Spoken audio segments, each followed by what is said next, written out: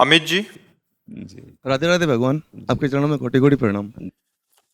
महाराज जी, मेरे बचपन से हमारे घर में मांस पकता था और बचपन से ही मैं भी मांस का सेवन करता, परंतु विगत 1 वर्ष से मुझे आपके श्री वचन सुनने का सौभाग्य प्राप्त हुआ और पिछले 6 महीने से मैंने मांस खाना छोड़ दिया और हमारे घर में भी मांस नहीं बनता। गुरुदेव, आपका सत्संग सुनने के पश्चात अर्थ से भी मोह थोड़ा कम हो रहा है, पर कुछ मित्रों से इस विषय पर चर्चा की तो उन सबका मानना है कि आज के दौर में इस पैसा ही सब कुछ है, और वो तो इस पर स्त्री संबंध को भी गलत नहीं मानते कि सब लोग शादीशुदा हैं। एक हम श्री जी तुम्हें के आशीर्वाद। हाँ सुनो, एक हम तुम्हें कथा सुना रहे हैं, फिर इसका उत्तर देंगे हम। ब्रह्मा जी के 4 पुत्र हैं, प्रकट हुए सतयुग, त्रेता, द्वापर और कलयुग। ब्रह्मा जी ने संपूर्ण भुवनों का निर्माण किया है, क्योंकि सृष्टि रचना का कार्य ब्रह्मा जी को है। तो ब्रह्मा जी ने चारों पुत्रों को बुलाया, सतयुग, त्रेता, द्वापर, कलयुग को। सतयुग से कहा, बेटा हमारी आज्ञा है, यद्यपि मैं तुम्हारे स्वभाव को जानता हूँ, तुम अपने राज्य में ऐसा कुछ विधान करना कि हमने नरक बनाया है उसमें भी प्रवेश हो, खाली न रहे। तो उनका पिताजी, ऐसा नहीं हो सकता, हमारे राज्य में कोई नरक नहीं जा सकता। द्वापर से, त्रेता से कहा, त्रेता ने कहा हम अपने बड़े भाई का अनुगमन करेंगे पिताश्री। द्वापर की तरफ देखे, बोले आपको निराश नहीं करेंगे, प्रयास करेंगे। कलयुग से कहा तो कहा, पिताजी जैसे बड़े भाई ने कहा हमारे राज्य में कोई नरक नहीं जाएगा, ऐसे हम आपको वचन देते हैं कि हमारे राज्य में कोई बिरले बच जाए तो स्वर्ग या भगवत प्राप्ति करें, सीधे सबको नरक भेजेंगे। समझ रहे हो ना? हाँ, अब तुम्हारे प्रश्न का उत्तर दे रहे हैं। हम कलयुगी प्राणी केवल इसी की प्रधानता रखते हैं, जहाँ शास्त्र आज्ञा करता है उसको रौंदने वाले इन मूर्ख, जिनकी मूढ़ता बढ़ी हुई है, इन मूर्खों की बातें प्रमाणित थोड़ी हैं। अब इनकी जो दुर्गति होगी वही तो है जो कह रहे नहीं कुछ नहीं, पाप नहीं है, मनोरंजन है। समय आएगा, समय मैं आएगा। कहता हूँ भगवान से डरो, लेकिन हाँ, नहीं किसी को समझाओ मत, आप समझ जाओ प्यारे। ये राक्षस बुद्धि वाले तुम्हारी समझ में, जो तुम्हारे द्वारा बंद, ये दैवी शक्तियां हैं, केवल भगवान की सृष्टि की सृजन के लिए तुम्हारी अर्धांगिनी बनी हुई है, तुम्हारी बेटी बनी हुई है, तुम्हारी माँ बनी हुई, तुम्हारी बहन बनी हुई। एक जो girl friend, boy friend, live in relation, ये जो सब गंदी बातें चली है ना, ये धर्म की धज्जियां उड़ा रहे हैं। महाराज जी शादीशुदा लोग हैं वो, फिर भी आप ऐसे करते हो तो पाप है ना वो। अरे भाई, हम कह रहे अपनी पाणी ग्रहण की हुई पत्नी के सिवा कहीं भी गंदी दृष्टि नहीं रखनी चाहिए। अब क्या है, इन विषयों पर हम नहीं जाना चाहते, हम केवल प्रभु की चर्चा करना चाहते हैं। और हम इसलिए थोड़ा इस विषय पर उतर जाते हैं कि अब आप ही लोग तो प्रभु के मार्ग में चलोगे, तो अगर आप ये बात नहीं समझोगे कि गलत है, निश्चित समझ लो, चाहे स्त्री हो या पुरुष, जो धर्म विरुद्ध आचरण करेगा उसको भोगना ही पड़ेगा, अवश्य में भोक्तव्यम। जितने भी तुम कर्म कर रहे हो ये नष्ट नहीं हो रहे, ये जमा हो रहे हैं, ये तुम्हारे नष्ट करने के लिए अवसर खोज रहे हैं, फिर तुम्हें नष्ट करेंगे। देखो, अनंत जीवों, अनंत योनियों में भटकते हुए आज हमें मनुष्य जन्म मिला है। तो जो हमारे पास कर्म पूंजी जमा है गंदी, उसको आग लगा दे, ना कि और कमाई करके गोदाम भर ले। अब ये मूर्खता व समझा नहीं जाता ना, इसलिए पहली बात तो तुम्हें धन्यवाद देते हैं कि आप वाणी सुन करके इस गंदे आचरणों का, गंदे आहार का त्याग कर रहे हैं। पर आप ऐसी आशा मत रखें कि आपके उपदेश से आपके मित्र सुधर जाएंगे, वो आपको भी बिगाड़ने की कोशिश करेंगे। तो अपने को सुरक्षित रखने के लिए हाँ, कुसंग का त्याग करो। उनको सुधारने की भावना तब तुम्हारी दृढ़ होगी जब पहले तुम बहुत अच्छे हो जाओ। तुम अच्छे हो जाओगे ना, फिर तुम्हारे आचरण देख। अच्छा, इसमें यह भी बात है, आप अच्छाई पे शुरू हुई हो, पीछे बुराई रही, उसका फल दुख आएगा।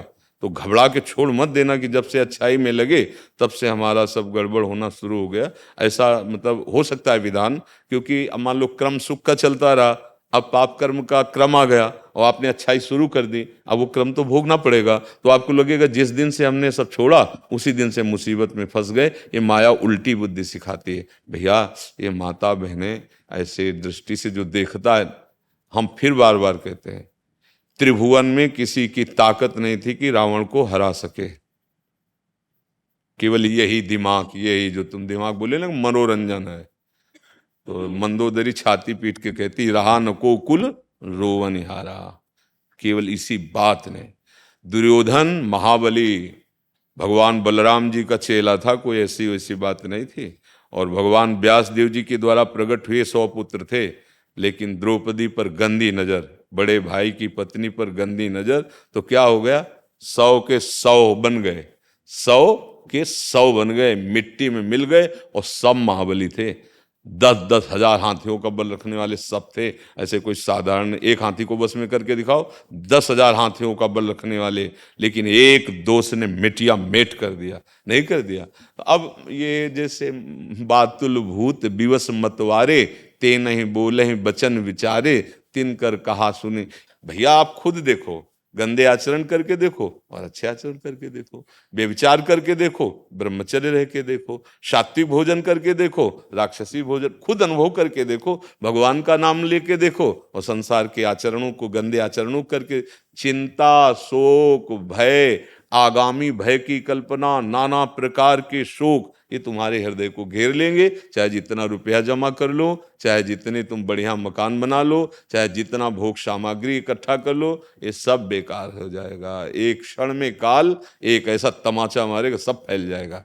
इसलिए अच्छे आचरण करो, अच्छा भोजन करो, नाम जप करो, गृहस्थी में हो, काम वेदना आवे, अपनी पत्नी को पाणी ग्रहण जिससे किया, उससे पत्नी को चाहिए कि भगवान ने जब संयोग बनाया तो अपने पति पर ही अपनी वृत्ति सीमित रखे। दोनों धर्म से चलो तो गृहस्थी में रहते हुए, धर्मयुक्त भोगों को भोगते हुए आप भगवान की कृपा पात्र बन जाएंगे। मनुष्य जीवन का केवल इतना ही फल नहीं कि राक्षसों की तरह। इसीलिए अब सही पूछो तो उपदेश देने का समय नहीं रह गया है। भजन करो, अपना काम बना लो, क्योंकि संसार पर ऐसा नहीं है कि सब एक ही तरह के हो। बहुत से भाई लोग ऐसे आके कहते हैं, जैसे आप कह रहे हैं कि हमने शराब छोड़ दिया, गंदे आचरण छोड़ दिए, अब हम नाम जप करें, तो थोड़ा हमारे को तसल्ली मिलती है कि हमारा बोलना, हमारा बैठना, जीवन हमारा सार्थक है। अगर 4 लोग बदल गए तो हमारा जीवन सार्थक। बस इतने के लिए बकाया हिम्मत नहीं रह गई है कि हम उपदेश करें, क्योंकि ऐसी नींव पड़ती चली जा रही है। बोलो, बच्चे बच्चियां ऐसी आदतों में फंसते चले। नई अवस्था जहां स्वास्थ्य बनाने की है, वहां स्वास्थ्य बिगाड़ा जा रहा है। नशा कोई स्वास्थ्य बनाता है क्या?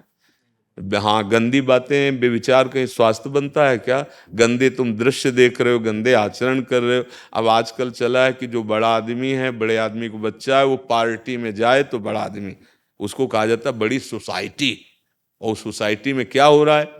सब घटिया वाली बात हो रही कि नहीं हो रही? शराब पीना, नाचना गाना, इधर उधर छूना, देखना सुनना, गंदे आचरण, यही तो है ना पार्टी। भला ऐसी पार्टी हो कि बढ़िया सुंदर भोग लगाए भगवान को और सब बैठकर नाम कीर्तन कर। अब हम मानेंगे कि हाँ ये बढ़िया पार्टी हुई, 100 लोगों का भोजन बना, ठाकुर जी का भोग लगा, 10-20 ऐसे रोड में जो भूखे बैठे उनको पवा दिया, और आप लोग पाइए और बैठकर कीर्तन कीजिए और आराम से घर जाइए, तो ये हो गई बढ़िया पार्टी। वो पार्टी लद के बेसुध गाड़ी में आ रहे हैं, एक्सीडेंट हो गई, पार्टी खत्म। पार्टी कितने ऐसे घटनाएं हो रही है, देख रहे ना, उठा लेकर को पार्टी और काट कूट पार्टी। अब ये तो तुम समाचार सब सुन ही रहे हो। हमको तो जैसे नए बच्चे जो यहाँ जुड़ते हैं वो जब बता, अब ये स्थिति कि टीचर बैठ करके छात्र के साथ मदिरापान कर रहा है। हमारे पास वो विद्यार्थी जो है तो जैसे बताए, हमको ऐसा कैसे हो सकता है, तो गुरु होते हैं।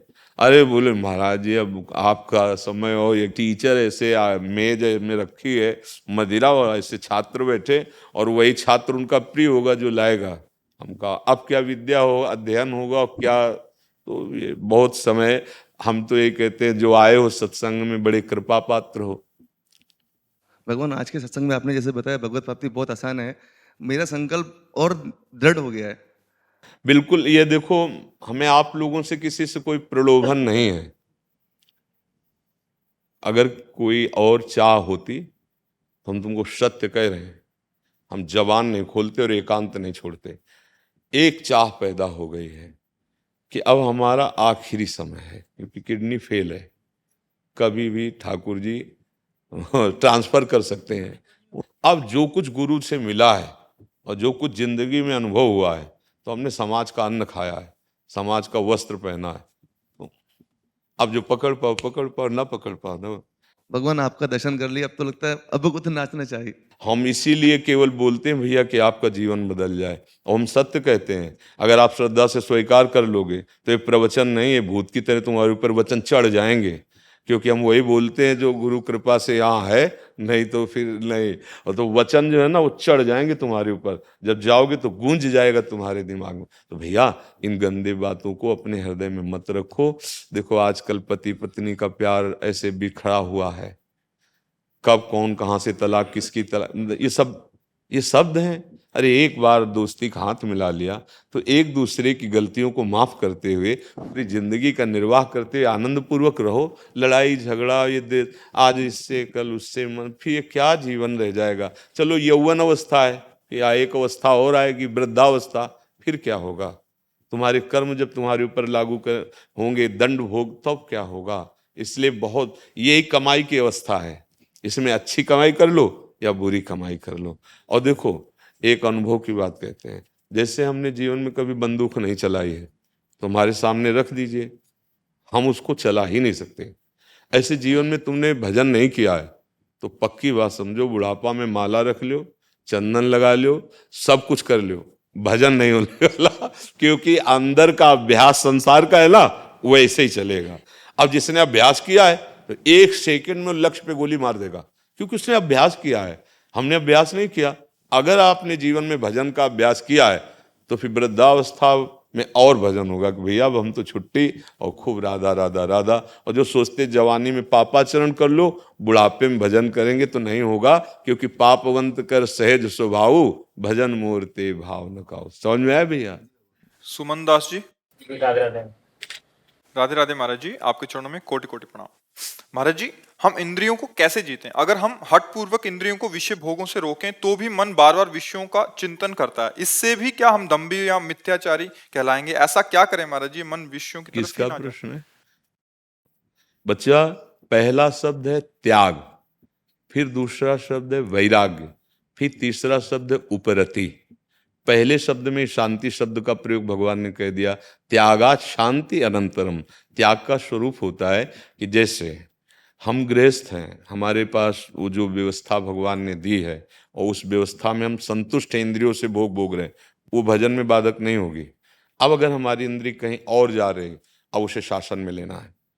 चाह रहे हैं हम पर करेंगे नहीं, हमारे अंदर भोगों की चाह है पर हम गलत नहीं जाने, इसका नाम है त्याग।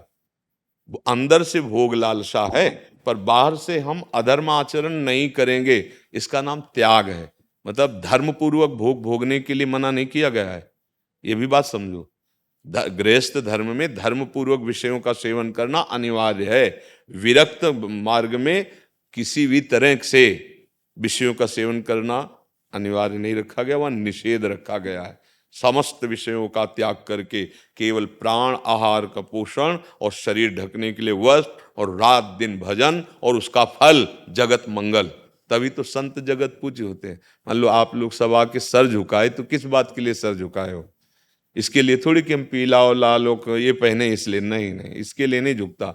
सर इसलिए झुकता है कि जो वहाँ हम फिसल गए वहाँ तुम पास हो गए, और तुम निरंतर भजन करके हम सबका मंगल कर रहे हो, इसलिए हे देव हम आपको प्रणाम करते हैं। इसीलिए संतों कोई भी हो, चाहे राष्ट्र का कितना भी बड़ा पदाधिकारी संतों को तो ऐसे करता है ना, तो क्या उनका पद क्या है? वो तो बड़े पदों में जगत के माननीय पद हैं, लेकिन उनका परम पद है, क्योंकि वो भगवान में निरंतर चित्त लगाए हुए जगत मंगल करते रहते हैं। तो हमारी इंद्रियां तभी कब्जे में होंगी, पहले उनका हम क्रम समझें।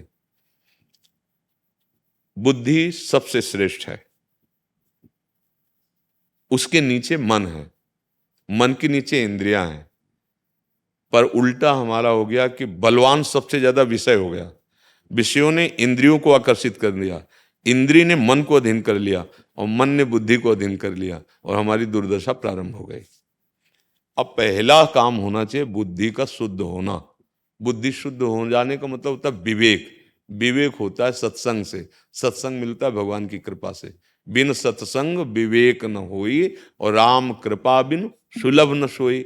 तो हमें तो लगता है कि अगर सत्संग मिल गया तो मानो भगवान की कृपा हो गई। अब बुद्धि शुद्ध होने लगी। अब मन जो इंद्रियों के अधीन होकर विषयों में गलत जा रहा है उसको हमने रोक दिया। यद्यपि हृदय में चाह है, नहीं भोगेंगे, इसका नाम त्याग। थोड़े दिनों के बाद वो जलन शांत हो जाएगी। जैसे इसका अनुभव है, एक बार आया 100%, और आपने कोई भी स्वागत सम्मान उसका नहीं किया, आप अपने भजन में लगे हुए हैं, अब भारी जलन, भारी विक्षेप, अगली बार आएगा 90%, फिर वो उतरता चला जाएगा 88, 87, 86, जैसा भजन बढ़ रहा है। अगर आपने संयोग कर दिया तो 100 की जगह वो शास्त्र हो जाएगा, फैल जाएगा पूरे हृदय में। और ये मनुष्य की बुद्धि निर्णय गलत देती है, यार जलन हो रही है, अगर हम ये चीज खा लेते हैं, भोग लेते हैं तो शांति मिल जाएगी। और भगवान कह रहे त्यागात शांति अनंतरम, हमारी बुद्धि हमको सिखाती है भोगात शांति अनंतरम। तो वो दम्भ नहीं कहा जाता, वो त्याग कहा जाता है। दम्भ उसे कहा जाता है कि बाहर से किसी ने हमको रोटी दाल सब्जी, हम तो फलाहार करते हैं और एकांत में जाके कचौड़ी पकौड़ी और समोसा चख पाए, हम तो केवल दूध का, उसे कहते हैं दम। समझो, उसे कहते हैं दम, कि बाहर से यार कुछ और है, अंदर से तुम्हारे कुछ और। इसे दम्भ नहीं कहते, इसे त्याग कहते हैं। उसने प्रथम सीढ़ी पे पैर जमाया कि भोग की इच्छा है पर मैं अधर्म आचरण के भोग नहीं भोगूंगा। अब इसके ऊपर आगे जब उसकी वृत्ति भजन के प्रभाव से बढ़ी तो उसे कहते हैं वैराग्य। अब भोग सामग्री नजदीक है, सुविधा भी है कि बिल्कुल भोग लो, पर वो राग रहित है, अंदर से इच्छा नहीं है भोगने की, उसे वैराग्य। और उपरति, ये भोग सामग्री, इसकी स्मृति भी खत्म हो गई, उसे उपरति को प्राप्त हुआ महात्मा भगवत साक्षात्कार के योग्य होता है। तो समझ रहे ना, उसे दम्भ नहीं कहते, और रोकना ही चाहिए। और जिन्होंने नहीं रोका तो जेलें भरी हैं, अस्पताल भरे, उन्हीं पाप कर्मों का फल भोग रहे हैं, और नरक भरे हैं। जैसे लोग अभी एक 24 बताए थे दोष की, ये 24 दोष जिसके अंदर होंगे निश्चित उसकी दुर्गति होगी। तो किसी ने कहा ये दोष तो सब में पाए जाते हैं, फिर सबकी दुर्गति होगी। अब कानून तो कानून है ना, अगर आप ऐसा करोगे तो ऐसा भोगना होगा। तो फिर कैसे बचे? हरिश शरणम, आओ भगवान की शरण में आओ। वो कह रहे हैं अहम त्वाम सर्व, सर्व, सर्व शब्द की तरफ ध्यान दीजिए। एक दो दोष की, एक दो पाप की नहीं, सर्व पापेभ्यो मोक्षयिष्यामि मां। आओ भगवान की शरण। अब भगवान की शरण में ना हो, मनमानी आचरण करो, चाहो कि स्वर्ग से विमान आवे या वैकुंठ से आवे, तो फिर स्वप्न ही देख लो, आएगा नहीं। आएगा तभी जब आप अच्छे आचरण भजन करोगे। अच्छा बताओ, केवल आप ये सोच लो कि मैं तो आर्मी का कमांडो बन जाऊंगा, बन जाओगे कमांडो? आपको दौड़ भाग, उतना फिट होना, पढ़ाई लिखाई, उसकी जानकारी, पहले आर्मी के जवान बनो, फिर उनमें छाटे जाओगे, फिर कमांडो बनने का अधिकार होगा कि नहीं होगा? ऐसे ही परम पद ऐसे ऐसे सहज में इसलिए नहीं परम पद मिल पाता, जैसे जिसे भगवत प्राप्ति कहते, कि हम संसार के दुर्गुण छोड़ नहीं पाते। हमारे शब्दों में समझ लो, भगवत प्राप्ति जैसा सरल कोई और कुछ है ही नहीं। कठिन काम है संसार की गलतियों को छोड़ना, इसीलिए कह दिया, उल्टा उसको कह दिया गया। जैसे देखो, अच्छी वस्तु को पाने के लिए यदि दुर्लभ बता दोगे तो सब निराश हो जाएंगे। गंदी वस्तु का, अब मुंह में आपके भरी हुई तमाकू, अब हम आपको मिश्री दे रहे हैं, तो आपको मिश्री का स्वाद मिलेगा क्या? पहले तमाकू थूको और कुछ मिनट तक खाली रहने दो, फिर जो मिश्री रखोगे तो स्वाद तुम्हें मिल जाएगा। तो पहले ये गंदी बातें, गंदे आचरण, अब ये छोड़ नहीं पाते, बोले भगवत प्राप्ति बड़ी दुर्लभ। अरे यार, भगवत प्राप्ति काहे दुर्लभ?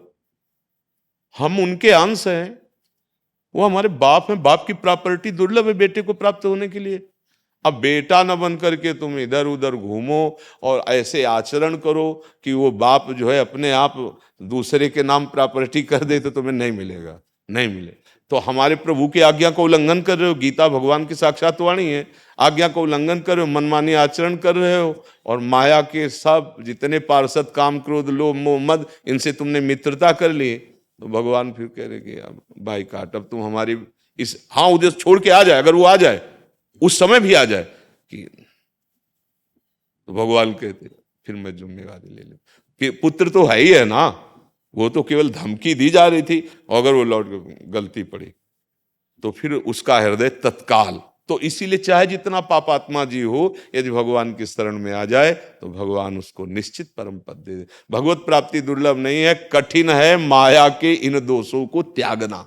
देखो समझा रहे, फिर भी बुद्धि है, देखो, और पर बुद्धि क्या करे, काट रही है, सत्य बात को काट रही कि ये तो सब मनोरंजन है यार, कर लो मनोरंजन। फिर यम के दूत भी तुम्हारे साथ मनोरंजन करेंगे, यमदूत, नर्क, ये सब सत्य है, ऐसा मत मानो कि अरे नहीं आप यहाँ कर्म करते हो तो दंड नहीं मिलते।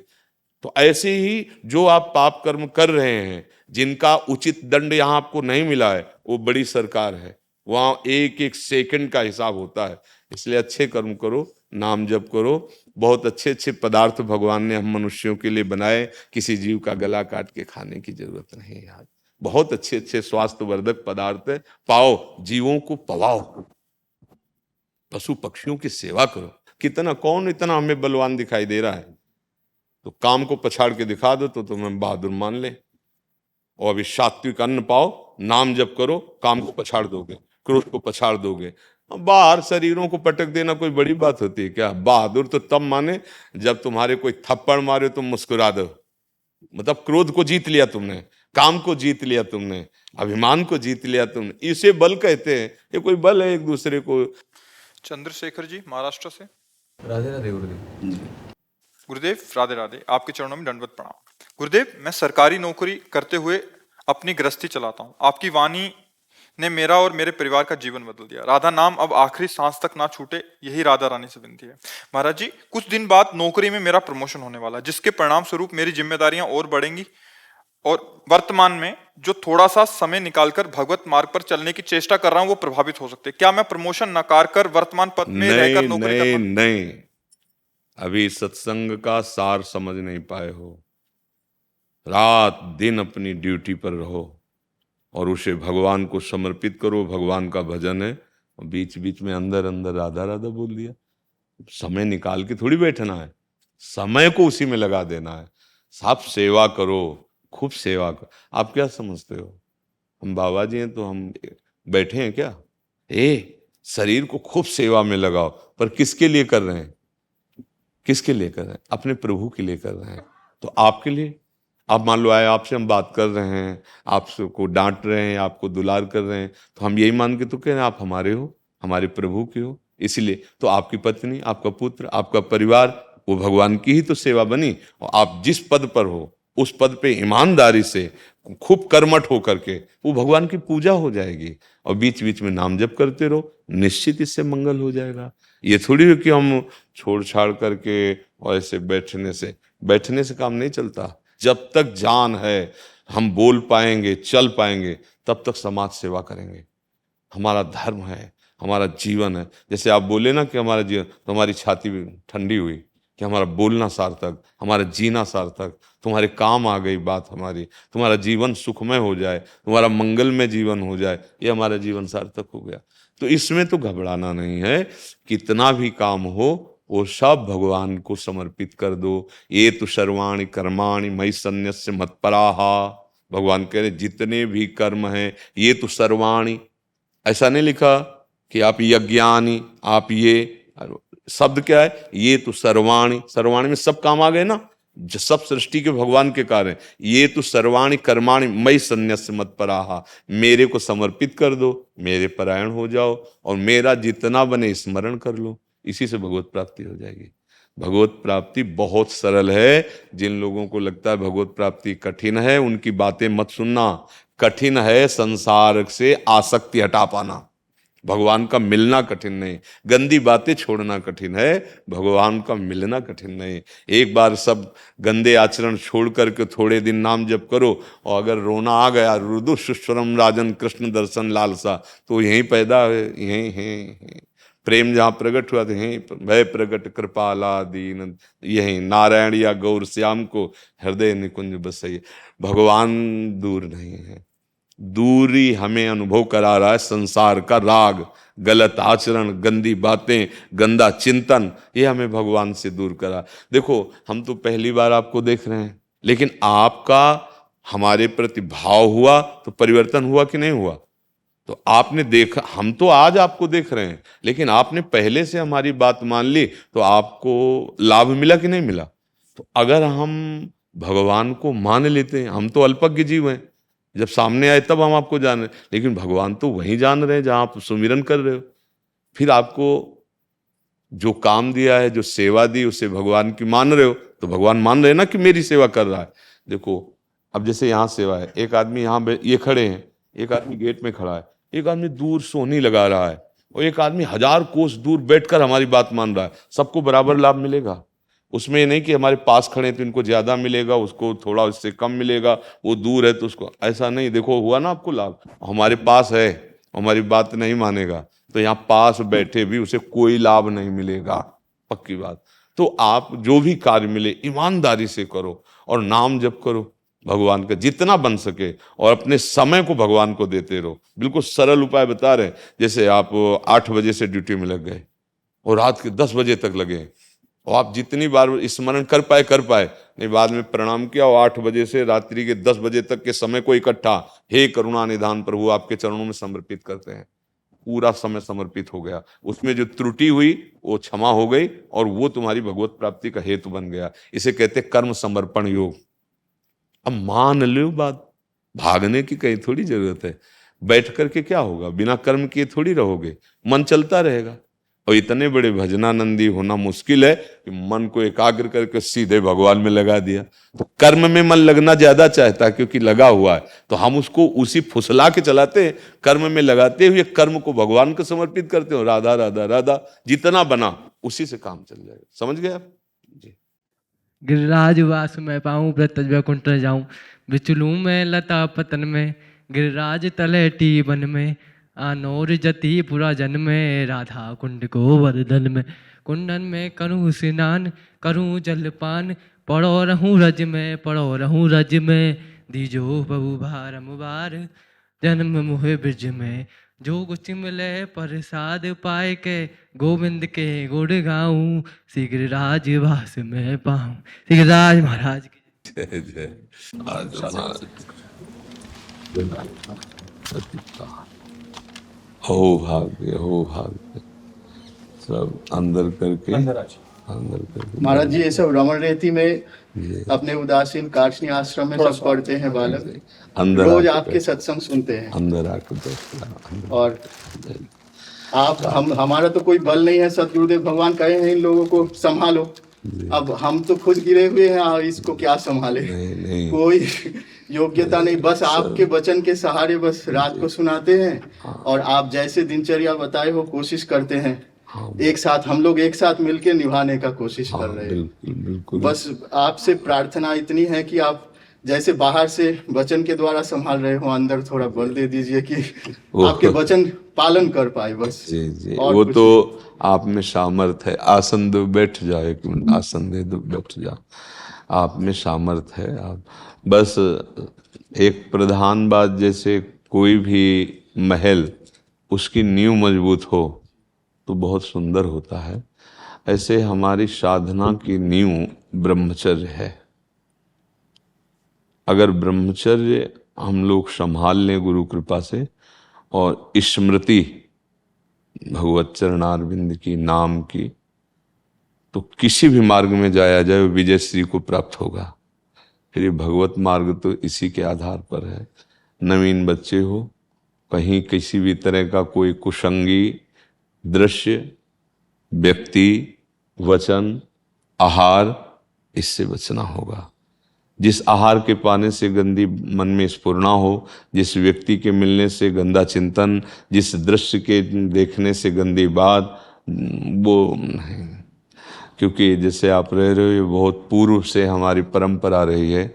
गुरुकुलों में चाहे वो राजकुमार हो, चाहे वो किसी साधारण गृहस्थ का बालक हो, और वहीं से परिपक्व होकर के ऐसे निकलते थे कि अगर गृहस्थ में भी गए तो वो राज ऋषि की तरह, हाँ ऋषि ही कहे जाते थे। थोड़े दिन गृहस्थी में फिर अपने स्वरूप में आ गए। तो ऐसे ही किधर भी किसी भी मार्ग में जाना हो, पर ब्रह्मचर्य अति अनिवार्य है। ब्रह्मचर्य पर दृष्टि रखना और नाम स्मरण, जो गुरु जी ने नाम दिया है उस नाम का स्मरण करते रहना। कुसंग ना होने पावे तो जीवन प्रकाशित हो जाएगा, और कुसंग की बहुतायत है। बस कुसंग से बच जाया जाए तो बहुत जल्दी लाभ मिल जाएगा। लाओ सब बच्चों को माला पहनाओ श्री जी की, महाराज जी को एक चुनरी श्री जी की पहनाओ। हाँ, ये महारानी जी का अंग वस्त्र है, लाडली जी का। ये जे सब बच्चों को पहनाओ, माला पहनाओ। अपने आश्रम में महाराज जी एक अपने दादा गुरु जी एक भजन गाते थे ठाकुर हमरे रमण बिहारी, हम है रमण बिहारी के। वो ये बच्चे थोड़ा सुना दे आपको। सुना दो इसे।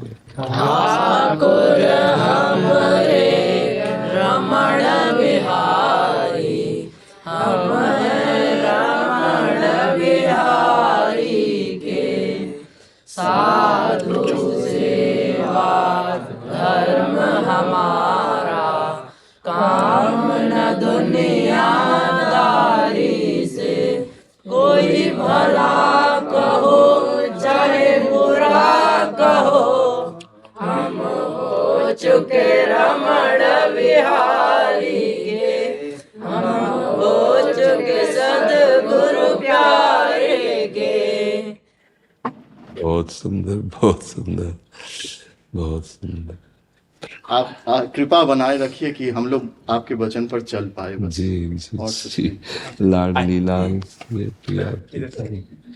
महर्षि, आप एक पंजाबी गानों गाते हैं, पंजाबी, उसमें 2 लाइनें राधा नाम की सुनाना चाहते थे, बहुत रिक्वेस्ट कर रहे थे। आपके आशीर्वाद से मैं पंजाबी गाने गाती हूँ, पंजाबी पिक्चरों में आपके आशीर्वाद पे, राधा रानी के आशीर्वाद पे। राधा राधा राधा श्री राधा श्री राधा, राधा राधा राधा श्री राधा श्री राधा, राधा श्री राधा, राधा श्री राधा, राधा श्री राधा, राधा श्री राधा, राधा श्री राधा, राधा राधा श्री राधा श्री राधा, राधा राधा राधा श्री राधा श्री बहुत सुंदर। अब आप जो पंजाबी गाने में अगर किसी महापुरुष के पद याद, जैसे बुल्ले शाह या किसी महापुरुष, एक सुना दो। बहुत सुंदर स्वर है आप लोगों का, सुनो, एक सुनो 2 मिनट में, हाँ सुनाओ। जो आपको के पर किसी महापुरुषों की वाणी से जुड़ा हुआ हो, लौकिक एकदम हमारे आगे नहीं चलेगा। आपको कहते हैं कोई पद ऐसे? एक लाइन। हाँ, एक लाइन। मैं लजपाला दे लड़ लगियां, मैं लजपाला दे लड़ लगियां, मेरे तो गम परे रहंदे। मैं लजपाला दे लड़ लगियां, मैं लजपाला दे लड़ लगियां, मेरे तो गम परे रहंदे। मैं लजपाला दे लड़ लगियां, मेरे तो गम परे रहंदे। मैं लजपाला दे लड़ लगियां, मेरे तो गम परे रहंदे। मेरी आसां उम्मीदां दे, मेरी आसां उम्मीदां दे, सदा बूटे हरे रहंदे। मैं लजपाला दे लड़ लगियां, मेरे तो गम परे रहंदे। बहुत सुंदर भगवान ने आपको वाणी दी है, बहुत सुंदर। एक लाइन आप कहें तो एक बार सुनो। हाँ सुना दीजिए। राधा के प्यारे, राधा के प्यारे, मीरा के शाम, मीरा के शाम, आ जाओ, आ जाओ मेरे भी कभी कोई काम, आ जाओ मेरे भी कभी कोई काम। राधा के प्यारे, सगर जगत के पालनहारे, सगर जगत के पालनहारे, हमरी नैया तुमरे सहारे, हमरी नैया तुमरे सहारे। अब तुम ही लगाओ बेड़ा पार, अब तुम ही लगाओ बेड़ा पार। राधा के प्यारे, राधा के प्यारे, राधा